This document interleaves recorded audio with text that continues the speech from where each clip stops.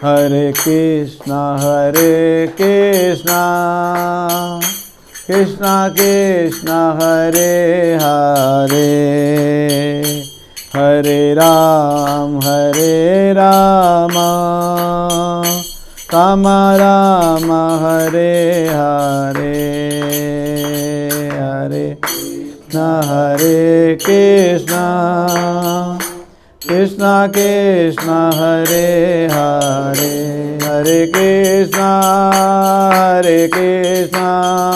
कृष्णा कृष्णा हरे हरे, हरे राम राम राम हरे हरे।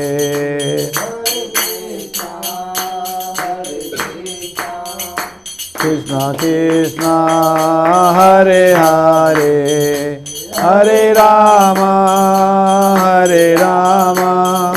राम राम। जय प्रभुपाद जय प्रभुपाद, प्रभुपाद जय प्रभुपाद, जय प्रभुपाद।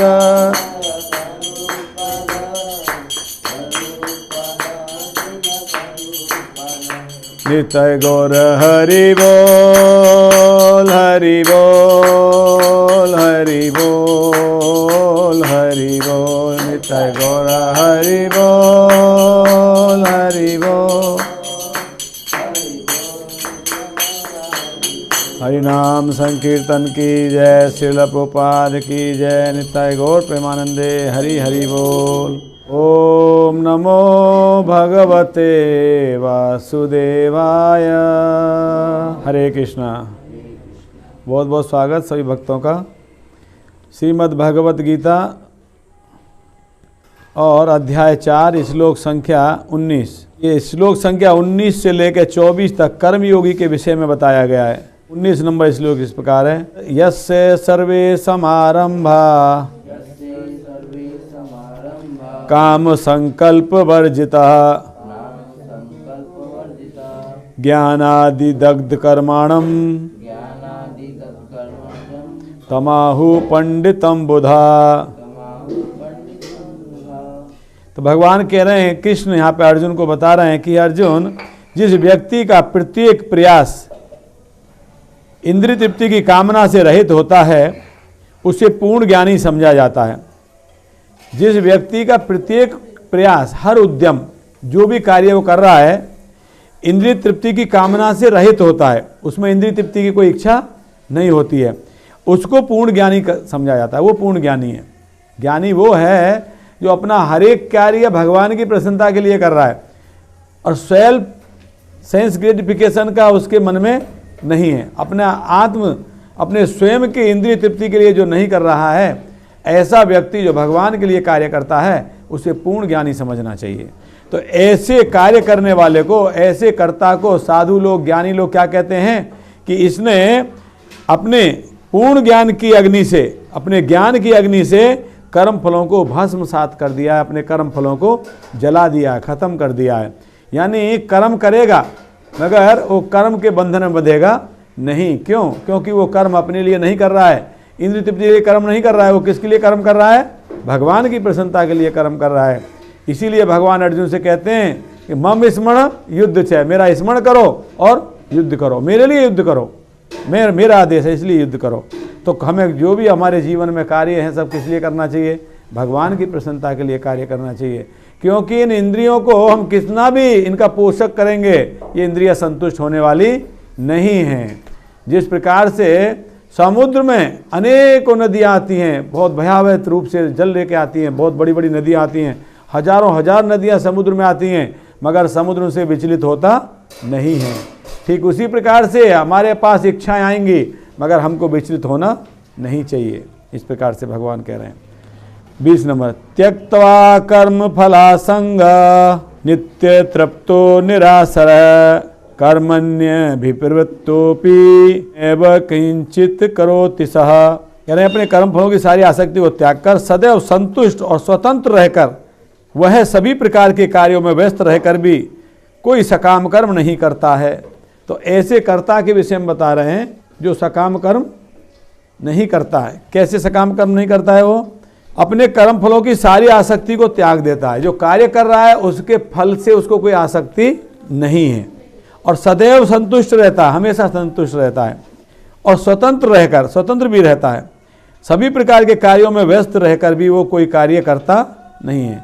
देखने से प्रतीत होता है, देखिए जैसे कोई ब्रह्मचारी है, कोई सन्यासी है, कोई फुल टाइम डिवोटी है, या कोई पार्ट टाइम भी है, या गृहस्थ भी हैं, भगवान की सेवा कर रहे हैं, आपको देखने से लगेगा वो भी उतना ही बिजी है। जैसे कई बार हम लोग मंदिर के लिए कोई कार्य करते हैं तो बार्गेनिंग करते हैं, है ना। जैसे कोई सिविल काम कराना है उसके साथ बार्गेनिंग करेंगे। कभी हम झूठ ही बोलते हैं, अरे यार वो तो 5,000 में करने को बोलता है, तुम क्या 6,000 मांगता है, बोल अभी तेरी बात कराऊँ, वो भी 5,000 में करने को तैयार है, मैंने मना कर दिया नहीं 5 में नहीं कराना, और तू 6 बोल रहा है। झूठ भी बोल देते हैं। क्यों? किस लिए? देखने से क्या लगता है, देखिए आदमी क्या झूठ बोल रहा है, मगर उसका ध्येय क्या है? उसमें भगवान की प्रसन्नता के लिए भगवान का भव्य मंदिर बने और थोड़ा पैसा कम लगे, खर्चा कम लगे, तो हम और बड़ा काम कर सकें, ये उसका ध्येय रहता है इसमें। तो इस कर्म के बंधन से वो बंधता नहीं है, ये कर्म बंधन नहीं है। हाँ, अगर हम अपने सेंस ग्रेटिफिकेशन के, अपने इंद्रियों की तुष्टिकरण के लिए अगर हम झूठ बोलते हैं या कोई किसी का ठगी करते हैं तो उससे हमको बंधन निश्चित रूप से लगेगा। इस प्रकार से तो देखने से लगता है कोई व्यक्ति उतना ही बिजी है, भाग दौड़ कर रहा है, ये सब कर रहा है, मगर उसके पीछे उसका ध्येय क्या रहता है? भगवान को प्रसन्न करना, भगवान के नाम का प्रचार करना, कथा करना, कीर्तन करना, लोगों को भगवान के नाम के साथ जोड़ना, इस प्रकार ये उसका ध्येय रहता है। इस प्रकार से तो प्रभुपाद जी लिख रहे हैं, कर्मों के बंधन से इस प्रकार की मुक्ति तभी संभव है जब मनुष्य कृष्ण भावना भावित होकर हर कार्य कृष्ण के लिए करे। इन कर्मों के बंधनों से तभी मुक्ति मिलेगी जब व्यक्ति भगवान के लिए कार्य करे, कृष्ण के लिए कार्य करे। कृष्ण भावना भावित व्यक्ति भगवान के शुद्ध प्रेम वश ही कर्म करता है। तो जो कृष्णा कॉन्शियस हैं, जो कृष्ण भावना भावित हैं, वो व्यक्ति भगवान के शुद्ध प्रेम वश, क्योंकि भगवान के प्रति उनका शुद्ध प्रेम है और इसलिए वो कर्म करते हैं। फलस्वरूप उसे कर्म फलों के प्रति कोई आकर्षण नहीं रहता, उन्हें कर्म फलों के प्रति आकर्षण नहीं रहता। उनको ऐसा नहीं होना चाहिए कि हमने जन्माष्टमी का प्रोग्राम किया, 3,000 लोगों ने प्रसाद लिया तो न्यूज़पेपर में निकाले हमने 3,000 लोगों को प्रसाद कराया। नहीं, हमने प्रसाद नहीं कराया। प्रसाद कराने वाले कौन हैं? भगवान हैं। राधा रानी स्वयं धन की व्यवस्था करती है, राधा रानी स्वयं व्यवस्था देखती हैं। ये सब कौन कार्य करता है? सब भगवान करते हैं। हमारे द्वारा भगवान कर रहे हैं, उस कार्य को सफल कर रहे हैं, हम खाली निमित्त मात्र हैं। तो व्यक्ति को अपने ऊपर श्रेय नहीं लेना चाहिए, ना ही व्यक्ति को अपने लिए कार्य करने का प्रयास करना चाहिए। भगवान की प्रसन्नता के लिए कार्य करना चाहिए, और जो भगवान की प्रसन्नता के लिए कार्य करते हैं वो व्यक्ति उन कर्म के फलों के बंधन से बंधते नहीं हैं। इस प्रकार से प्रभुपाद समझा रहे हैं। कह रहे हैं प्रभुपाद, फलस्वरूप उसे कर्म फलों के प्रति कोई आकर्षण नहीं रहता है, यहाँ तक कि उसे अपने शरीर निर्वाह के प्रति भी कोई आकर्षण नहीं रहता है। भक्तों को अपने शरीर के निर्वाह के लिए भी कोई चिंता नहीं करते हैं। भक्त यही सोचते हैं कि भगवान ने अभी दिया है तो बाद में भी वही देगा, अभी भी उसने दिया बाद में भी वही देगा। एक बार चैतन्य महाप्रभु जब प्रसाद लिए तो उन्होंने मुखवास की इच्छा करी, तो उनका एक शिष्य दौड़ के गया, मुखवास तुरंत लेके आ गया। खाने के बाद लेते ना मुखवास बोलते हैं इसको, वो मुखवास लेके तुरंत ला के दे लीजिए महाप्रभु। महाप्रभु बोले ये इतना जल्दी कैसे लेके आ गए? बोले मैं रखा था कल। तो उनको डांट दिए, क्यों? तुमको विश्वास नहीं था कि भगवान पे भगवान आज देंगे हमें?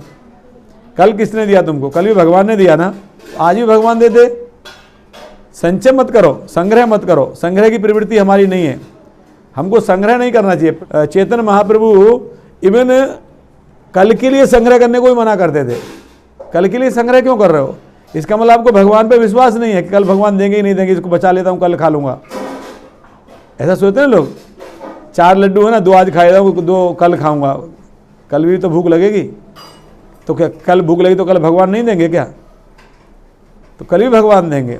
तो यही प्रभुपाद लिख रहे हैं यहाँ पे, कह रहे हैं कि वह अपने ना तो वह किसी वस्तु को प्राप्त करना चाहता है, पूर्णतः कृष्ण पर आश्रित है, उसे अपने शरीर निर्वाह के प्रति भी कोई आकर्षण नहीं रहता। शरीर के निर्वाह करने के लिए भी उसका कोई आकर्षण नहीं रहता, क्योंकि वह पूर्णतः कृष्ण पर आश्रित रहता है, भगवान पर आश्रित रहता है। वह न तो किसी वस्तु को प्राप्त करना चाहता है और न अपनी वस्तुओं की रक्षा करना चाहता है। भक्त अपनी वस्तुओं की भी रक्षा नहीं करना चाहता। उसके विश्वास क्या रहता है कि भगवान सब करेंगे, और करते हैं भगवान। भगवान कहते हैं, भगवद गीता का एक श्लोक भगवान कहते हैं कि योग क्षेम वहाम में हम, जो मेरे भक्त के पास है मैं उसकी रक्षा करता हूँ और जो उसको चाहिए मैं उसको लाके देता हूँ। तो इसलिए भक्त को विश्वास रहता है, इसलिए भक्त अपनी वस्तुओं की रक्षा करने के लिए व्याकुल नहीं रहता, वो भगवान के ऊपर छोड़ देता है और भगवान सब उसको व्यवस्था कर देते हैं। वह अपनी पूर्ण सामर्थ्य से अपना कर्तव्य करता है। तो इसका मतलब ये नहीं है कि फिर भक्त कुछ नहीं करता, भगवान लाएंगे मुंह में डाल देंगे, ऐसा भी नहीं है। अपना सामर्थ्य पूरा लगाता है, पूरा कार्य करता है, अपने सामर्थ्य से पूरा प्रयास करता है, मगर उसके फल के प्रति चिंतित नहीं रहता है। बोलता है मैं मेरा कर्म कर रहा हूँ, इसका फल भगवान देंगे, जब उनकी इच्छा होगी वैसे देंगे, मुझे उससे कोई लेना देना नहीं है। इस प्रकार से उसका भाव होते हैं। इसलिए हम कहते हैं कि भगवत गीता पढ़ने के बाद लोग कभी डिप्रेस नहीं होते। आप ऐसा नहीं कि अपना कर्म छोड़ दो, अपना कर्म करो, मेहनत करो। जैसे कोई स्टूडेंट है पढ़ाई करो, कोई बिजनेसमैन है मेहनत से बिजनेस करो, कोई व्यक्ति जो भी प्रोफेशन में अपना 100% दो, डू योर एफर्ट, अपना पूरा प्रयास करो, मगर उसके फल से आसक्त मत हो जाओ, क्योंकि फल नहीं आया तो मैं टूट जाऊंगा, डिप्रेस हो जाऊंगा। अरे 99% आना चाहिए था मेरा, कैसे 94 आया, मेरा तो बहुत नुकसान होगा, 5% नुकसान हो गया, मैं तो अपने साथ के लोगों में मुंह दिखाने लायक नहीं हूँ, कल मैं कैसे उनके सामने जाऊंगा, तो क्या करूंगा रात में पंखा में। ऐसा नहीं, तुम्हारा 94 आया, कोई 90 भी होंगे, कोई 89 भी होंगे, कोई 88 भी होंगे, कोई 87 भी होंगे, तो तुम अपना एफर्ट करो और फल के प्रति चिंता मत करो, वो भगवान के लिए छोड़ दो, वो देंगे खुद। ऐसा अनासक्त व्यक्ति शुभ अशुभ कर्म फलों से मुक्त रहता है। जो व्यक्ति ऐसे अनासक्त रहता है, उसको आसक्ति नहीं है कर्म के फलों में, वो शुभ और अशुभ कर्म फलों से मुक्त हो जाता है, उसका लाभ और हानि में कोई विचलित होता नहीं है। मानो वह कुछ भी नहीं कर रहा हो, उसको क्या लगता है जैसे वो कुछ भी नहीं कर रहा है, इसी को अकर्म कहते हैं। 3 प्रकार के कर्म होते हैं, कर्म, विकर्म, अकर्म। कर्म वे हैं जो शास्त्रों के द्वारा अनुमोदित हैं, जो शास्त्रों ने हमको बताएं जो हमें करने चाहिए, जो हमारी प्रिस्क्राइब ड्यूटी हैं, उनको कर्म कहते हैं। जो शास्त्रों के द्वारा निषेध किया गया है तब भी हम करते हैं, वो विकर्म कहलाते हैं। और हम कर्म कर रहे हैं, उसके फल की इच्छा से आसक्त नहीं है, वो भगवान पे छोड़ देते हैं, वो अकर्म कहलाता है। तो भगवान अकर्म कर्म की करने की बात करते हैं, निष्काम कर्म। निष्काम मतलब विदाउट डिजायर कर्म करना, इसलिए ऐसा कहते हैं भगवान।